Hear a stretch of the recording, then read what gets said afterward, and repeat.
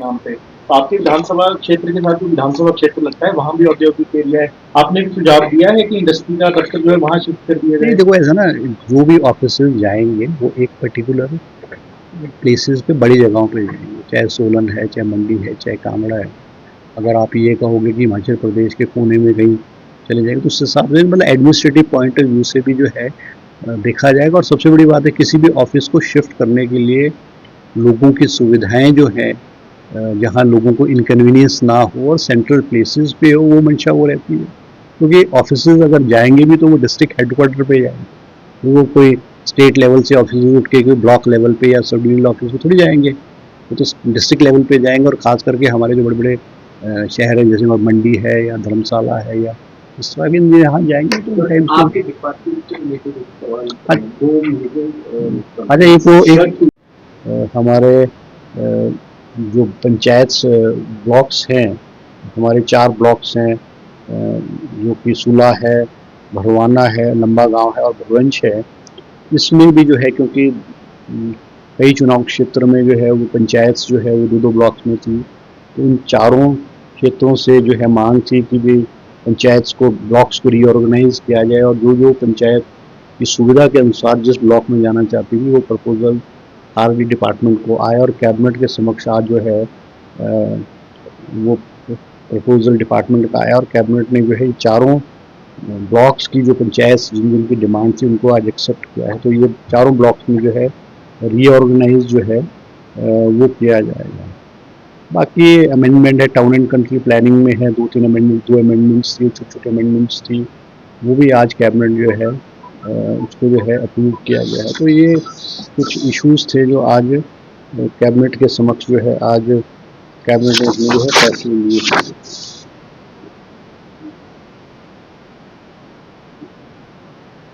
यही है आज कैबिनेट के फैसले।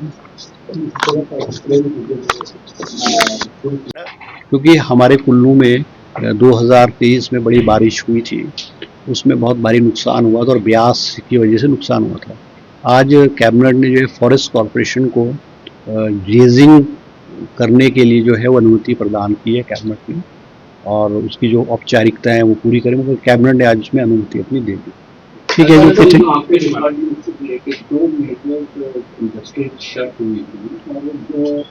चलो ये ऐसा ना, ये you can ask me in office, ये तो मतलब बिकॉज कैबिनेट की स्थिति ना, ये बड़ा नॉमिनल सा शुल्क होगा, वो इसलिए डिफेंडेबल होगा वो शुल्क। वो ऐसा नहीं होगा जैसे उसमें क्यूआर कोड होगा, क्यों जैसे चिप्स के पैकेट है या वो केन्स है या वाटर बॉटल्स हैं, बिस्लरी की वाटर बॉटल्स हैं, उन पे क्यूआर कोड लगाया जाएगा और वो दुकान में ही एक जो है रिफंडेबल एक जो नॉमिनल जैसे चार्ज ले लिया जाएगा। चार्ज अभी डिसाइड नहीं हुआ है, मतलब it is this scheme will be on an experimental basis. नहीं, वो हम जहाँ से बाय करेंगे वहाँ होगा, और हमारे अपने जो है कलेक्शन सेंटर्स एस्टेब्लिश किए जाएंगे। मान लो अगर कोई पर्टिकुलर एरिया है, वहाँ पे 2 कलेक्शन सेंटर या 3 कलेक्शन सेंटर होंगे जो है। आप जैसे if you will enter that premises या कहीं आप एंटर करोगे, आपने अगर कोई चीज़ खरीदी है तो आपको ये नॉमिनल चार्ज लगेगा, और जब when you will come out of that premises या कुछ एरिया से बाहर आओगे, वो आपने उसको एक पर्टिकुलर हमारे जो कलेक्शन सेंटर होंगे वहाँ पे अगर आप डिपॉजिट करेंगे, वहाँ पे उसको फेंकेंगे, आपके जो नॉमिनल चार्ज है वो आपको रिफंड हो जाएंगे। ये जस्ट स्कीम एक सिर्फ एक्सपेरिमेंटल बेसिस पे, ताकि हमारी जो सड़कें हैं, हमारे जो जंगल हैं, हमारे जो पब्लिक प्लेसेस है, वहाँ पे लोग चीज़ों को ऐसे वैसे ना फेंके, सड़कों में ना फेंके, तो एक पर्टिकुलर सेंटर हो जाएगा, वहाँ पे कलेक्शन हो जाएगा। इस उद्देश्य से इस स्कीम को आज कैबिनेट ने अप्रूवल दी है और एक्सपेरिमेंटल बेसिस पे कोई जैसे कोई प्राइवेट कंपनी है उसको जो है ये दिया जाए।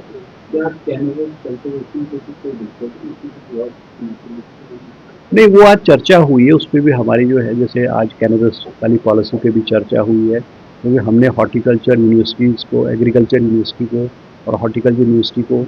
कहा था, मगर आज कैबिनेट ने जो है वो कहा है कि उसमें बड़ा डिले हो चुका है,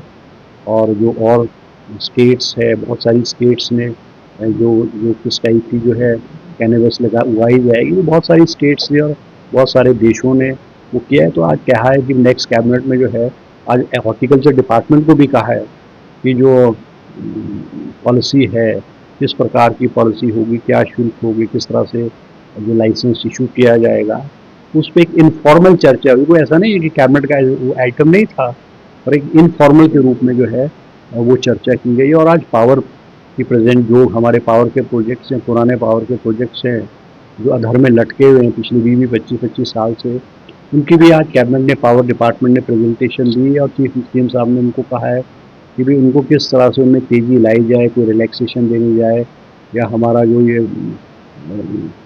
12, 18, 30% वाला है, उसमें विस्तृत रूप से चर्चा। और कैबिनेट में मुख्यमंत्री जी ने हिदायत दी है कि नेक्स्ट कैबिनेट में एक जो लटके हुए हैं कितने परसेंट कौन सा प्रोजेक्ट हो गया है, उसकी कैबिनेट में प्रेजेंटेशन दी जाए, और उनके क्या क्या डिमांड्स हैं और उनको क्या क्या प्रॉब्लम्स हैं, उसके बारे में विस्तृत रूप से नेक्स्ट कैबिनेट में चर्चा। उस पर कोई चर्चा नहीं हुई, उसका कोई ऐसा आइटम नहीं था। मगर फाइनेंस डिपार्टमेंट ने आज जरूर रिक्वेस्ट की है कि वो जो कैबिनेट सब कमेटी की रिकमेंडेशंस है उस पर इनफॉर्मल चर्चा जरूर हुई है। उन्होंने कहा है कि जैसे एजुकेशन डिपार्टमेंट ने भी कहा है कि एजुकेशन डिपार्टमेंट में जो टीचर्स हैं उनकी जो रिटायरमेंट है with in that financial year ना हो, एकेडमिक ईयर में ना हो। क्योंकि अमूमन ये भी देखा गया कि बहुत सारे स्कूल्स में कोई एक ट्रेड चल रही है, चाहे साइंस की चल रही है, फिजिक्स, केमिस्ट्री, बायो, मैथ्स की चल रही है, एक प्रोफेसर, एक टीचर रिटायर हो जाता है तो सारे के सारे स्टूडेंट्स को सफ़र करना पड़ता है। तो एजुकेशन डिपार्टमेंट की तरफ से भी एक आई है कि भी कम से कम जो है एकेडमिक ईयर में टीचर्स की रिटायरमेंट ना हो, उनको एक्सटेंशन दी जाए। और इस तरह के जो पहले भी एक बार 2010 या 11 में भी इस तरह की पूर्व में जो भारतीय जनता पार्टी की सरकार ने भी एक्सपेरिमेंटल बेसिस पे एकेडमिक ईयर में टीचर्स ना रिटायर होते हैं, मगर ये एक प्रपोजल पे एक इनफॉर्मल डिस्कशन ज़रूर हुई है। तो सरकार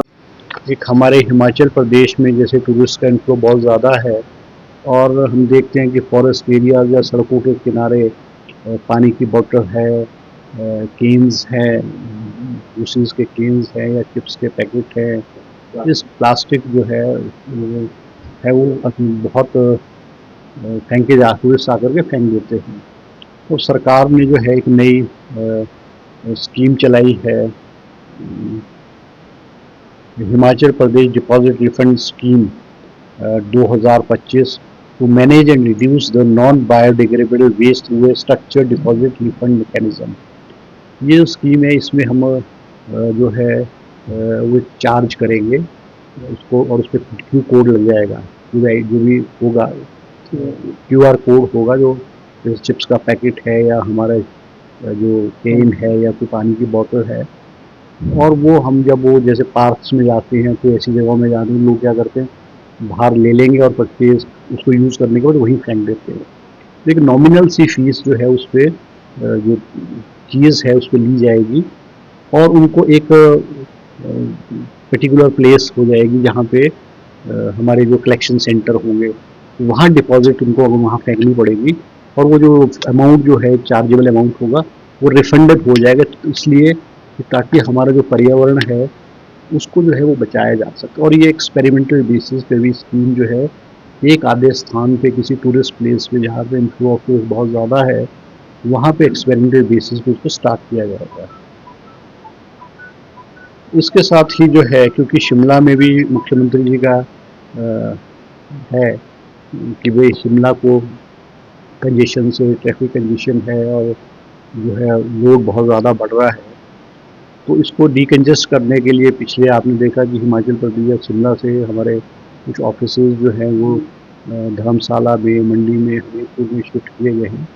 इसी को मद्देनज़र रखते हुए RERA, Himachal Pradesh real estate regulatory authority RERA के ऑफिस को शिमला से जो है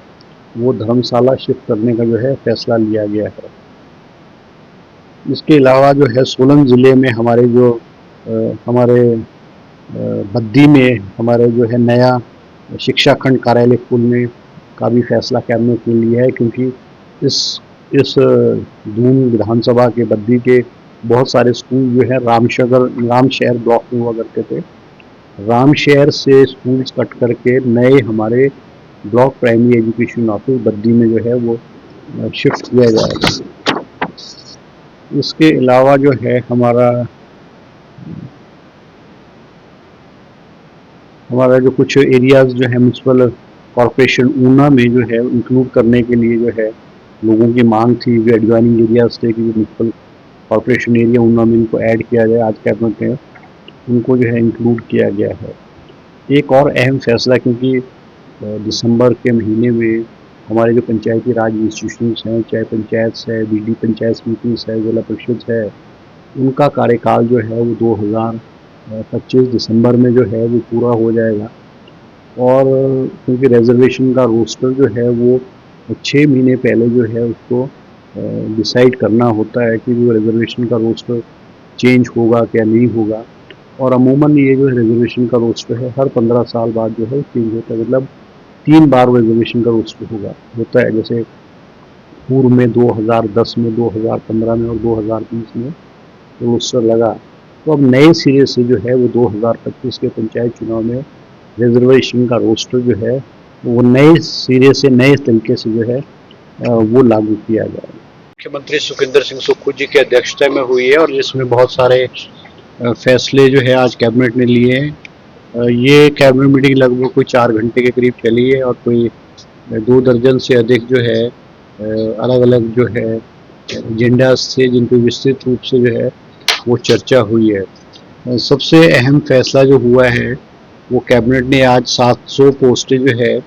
होमगार्ड्स की जो है वो नई स्वीकृत की है, ताकि हमारे जो होमगार्ड में लगे हुए जवान हैं उनको जो है वो ज़्यादा जो है इन टर्म्स ऑफ डेज जो है ज़्यादा मिले।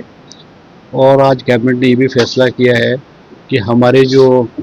हॉस्पिटल्स हैं, हमारे सरकारी हॉस्पिटल्स हैं, विशेष करके मेडिकल कॉलेजेस हैं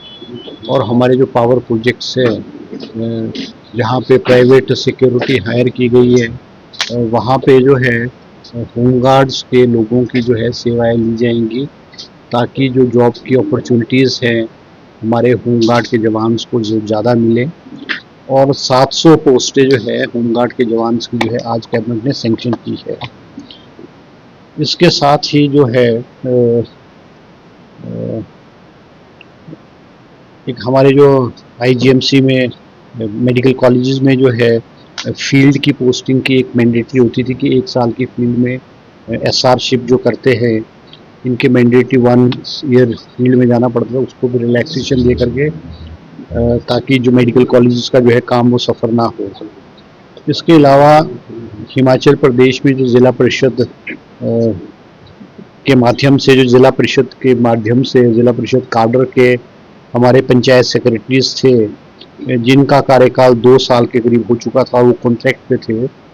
उनको आज कैबिनेट ने रेगुलराइज करने का फैसला लिया है। ये कोई लगभग 200 के करीब जो है ऐसे पंचायत सेक्रेटरीज हैं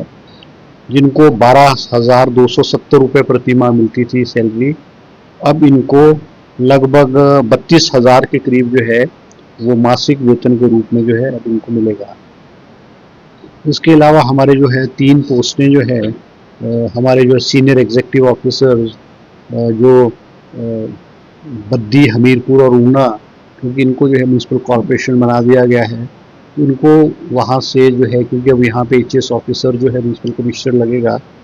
तो इन पोस्टों को वहाँ से चेंज करके हमारे जो बड़े बड़े म्यूनसिपल कमिटीज़ हैं जैसे पोंटा है, चंबा है और पपरोला है, ये बड़े बड़े एमसीज में इनकी जो है पोस्टिंग को इनको शिफ्ट कर दिया गया है।